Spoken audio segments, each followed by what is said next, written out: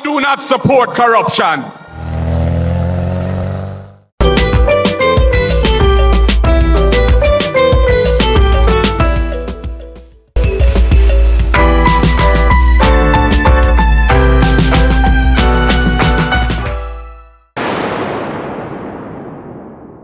I come acknowledging that we have sinned against the people of Jamaica.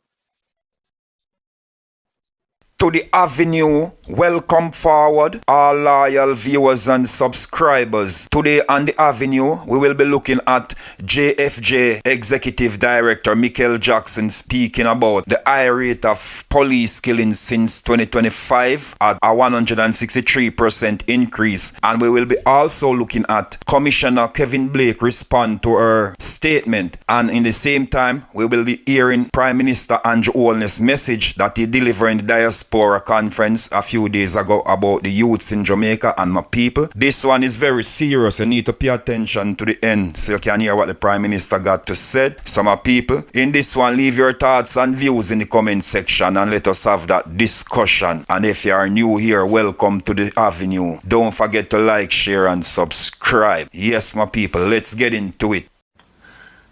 The surge in security force fatal shootings has reached an alarming and quite frankly intolerable number. The year-to-date total of police fatal shootings more than doubles the figure for the same period in 2024. This sharp increase is deeply concerning and unacceptable in a democracy. It is certainly unacceptable when one considers Jamaica's population size. If this trend persists, Jamaica risks regressing to the dark days before the establishment of INDICOM, when accountability for such incidents was virtually non-existent. If this trend persists, Jamaica risks eroding the gains that we have made since the establishment of INDICOM, and certainly the gains that we have made in human rights for the past decade. If this trend persists, we see the possibility of us recording significantly high number of police fatal shootings, the highest that we have seen in over a decade, because since the start of 2025, almost every single day we have seen at least one citizen killed by a member of the security force. Again, if this trend persists, it suggests that we are at risk of having over 250 citizens killed by the security force at the end of 2025. We cannot allow this rollback of progress to continue unchecked. No, JFJ makes no pronouncements that these matters are all extrajudicial killings, because we deal and look at these situations on a case-by-case basis. However, there are concerns to be had. When we look at the INDICOM press releases and the INDICOM's incident reports as they report them, we see a standard line. No body-worn cameras were recorded as being issued or worn by the officers assigned to these various operations.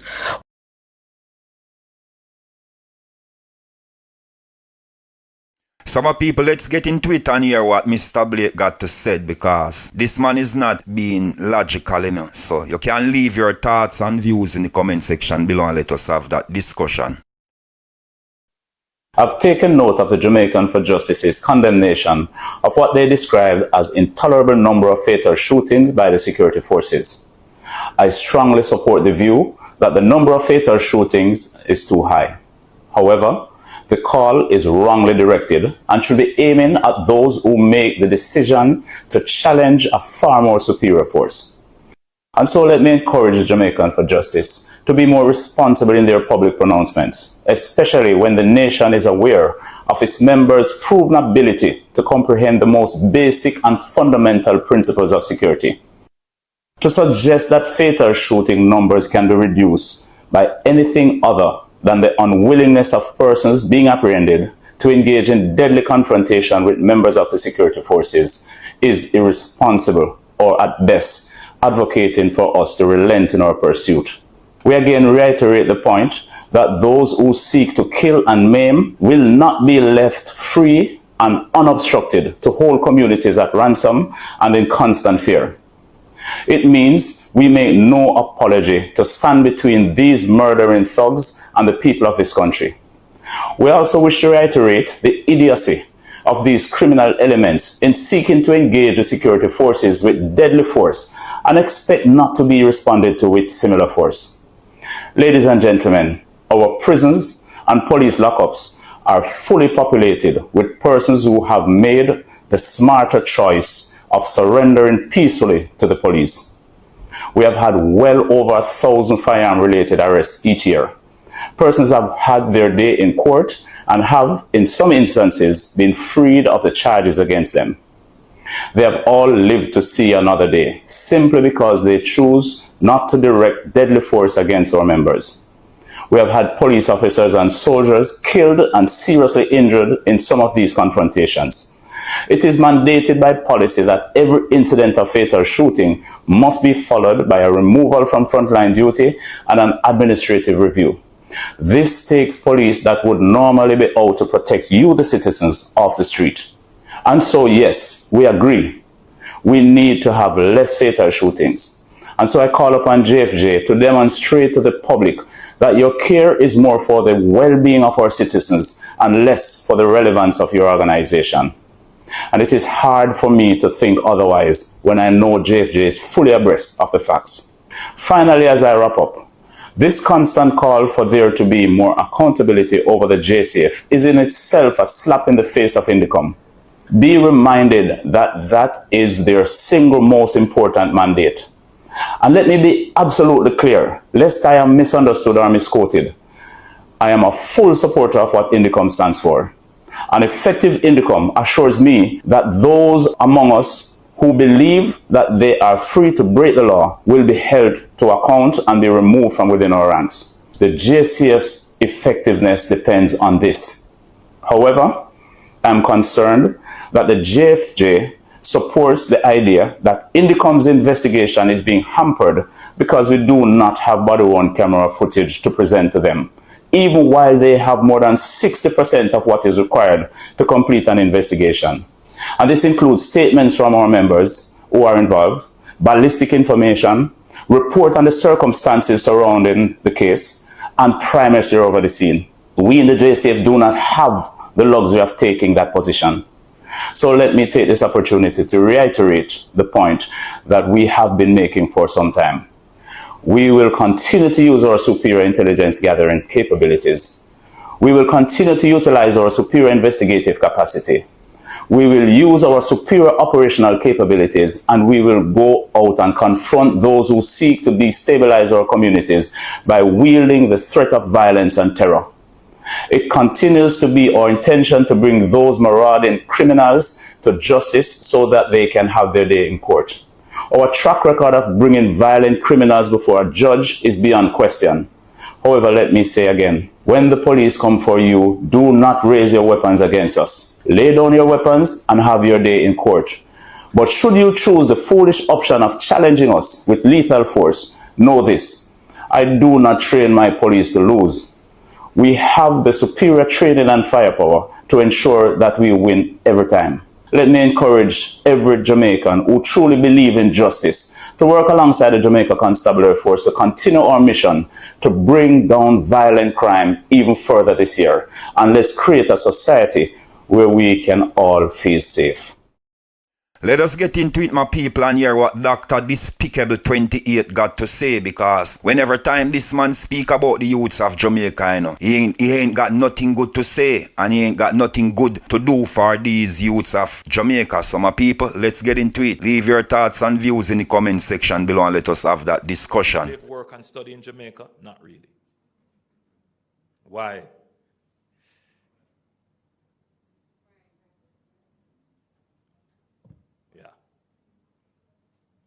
And that is where our economic opportunities are being limited.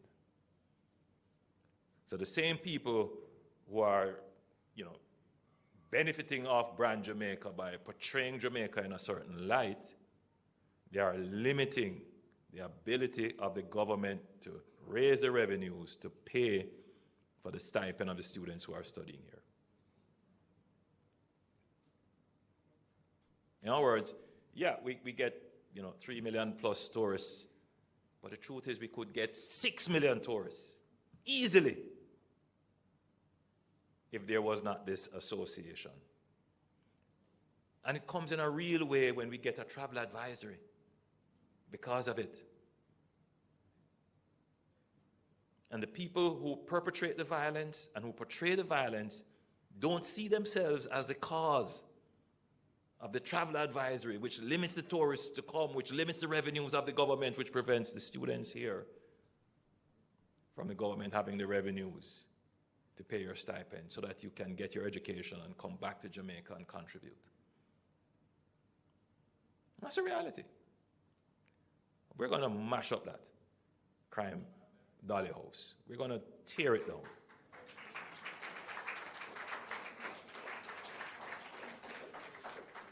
The gangs have been a large part of this.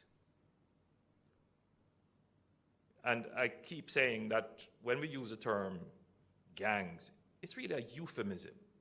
Because when you hear gangs, somehow in the mind of the public, it is a set of disenfranchised youngsters who have been deprived of economic opportunity, poor parenting, and poor education. That may be the case for the street level people who are just, fodder for the gang canon. But the truth is that the gangs are enterprise level operations. They use violence as a means of economic benefit. They organize violence. So it's not that, there's a street fight and somebody pull a knife and somebody got, no. This is a telephone call, go for the gun, see that boy over there, so? He might go work at 8 o'clock. You wait at this stoplight, and when him stop, you deal with him case. That's organized violence. It's enterprise level. Called my friend in Miami and I said, hey, think them get, them get busted, police gone with them, send down a new set. And they pack a barrel, wrap it up in a plastic, put all kind of things over them to shield it, and then ship it back to Jamaica. It's organized criminality. That's not the fellow who is deprived and disenfranchised. And that must be dealt with in the harshest way possible. And that is why we have made the investments now. The police force, when we took over the government, was somewhere about 8,000 to 9,000. The police force is now 14,000. That's at establishment. And it has not reached establishment for a long time. We have made the investment in the human capital of the police force. When you look at the JCF today, in terms of man and material and women, it's a different JCF. We have made investments in leadership. I'm not saying it's perfect. It's a 150-year-old organization. Certain cultural practices are embedded, organizational issues, but it's still an improving organization that is led by highly intelligent persons who are well-trained. It's an information-driven organization, and I am very proud to say that the JCF is doing an amazing job in confronting the very dangerous criminals in Jamaica, and they have my 100% support. Similarly, we have invested in the JDF. We have moved the JDF complement from somewhere in the region of about 5,000. They are now 8,000. And the JDF continues to represent the country at the highest, and they, play a very important part in the domain awareness, domain control, and internal security of the country. So I'm pleased to report that the investment in security, all the things that we've invested in, terms of equipment and technology. I won't go into all of that, but we're seeing the results. Between 2023 and 2022, we had we had an 8% reduction in murders, and last year we had a 18.2% reduction in murders. And as I speak, we are at 24% year-on-year reduction in murders. And this month could possibly be the lowest month in 40 years in murders in Jamaica. Now I know it's not where Barbados is. Right? It's not nowhere near there yet. But I want you to believe that we can get there. We can get there. But we have to change our mindset. We have to stop seeing the criminals as disenfranchised youth who the system fight against. And we need to start to see them as the system that is limiting the true potential of the country. Because that's what they have been doing. They are the cause of you not wanting to come home. They are the cause of you leaving. They are the cause of the travel advisories. They are the cause of the insecurity. And while we will always leave a door open for them to change their ways and join the hardworking members of the society, they must know that Jamaica is not going to tolerate them anymore.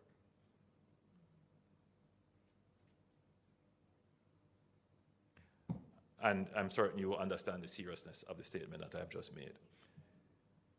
So, Jamaica is going through a transformation. We report progress on the fiscal transformation, and we are on the pathway for the growth transformation. And it is my intention to one day being able to send our students overseas to learn, get exposure and return, and pay their stipends. God bless you.